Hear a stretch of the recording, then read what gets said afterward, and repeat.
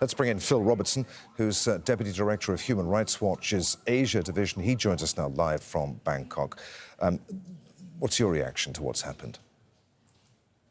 Well, this is a shocking tragedy. This is something that is going to reverberate throughout Thailand. The Thai people are very, very cognizant and concerned about the welfare of children. The fact that so many children were slaughtered in this instance will, I think, really shake the country to its core. And we think that at this point it's time to really start looking at the issue of how many guns are in Thailand. There are many registered and unregistered guns. The country is basically awash in them.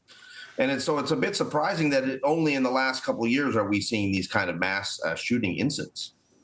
As our correspondent said a few moments ago, the Prime Minister has expressed his shock and his sympathy for the victims and their families. But it will, as he was saying, come as quite an embarrassment, won't it, to the authorities that the gunman in this instance is thought to have been a former policeman.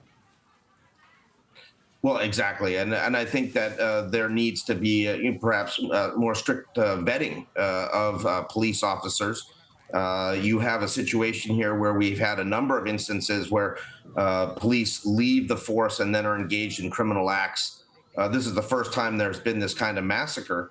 But obviously, this person had some very serious legal problems hanging over their head and had access to an armory of weapons, which they apparently took with them to the scene of the crime. And the fact that this happened at a nursery, a child daycare centre as well. I mean, schools, perhaps you can imagine having some sort of protective area around them, but not a daycare centre like this. Well, look, there really hasn't been these kind of attacks on schools in much of Thailand. I mean, there have been, of course, in some places in the deep south where there's an insurgency going on. But the reality is that this is, I think, a shock to everyone. No one has anticipated needing guards at schools.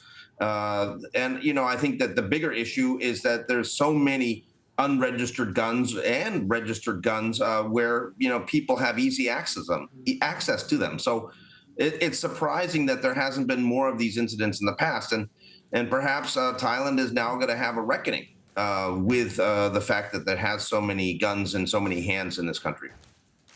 Phil, many thanks indeed for being with us. That's the Deputy Director of Human Rights Watch's Asia Division, Phil Robertson, there in Bangkok.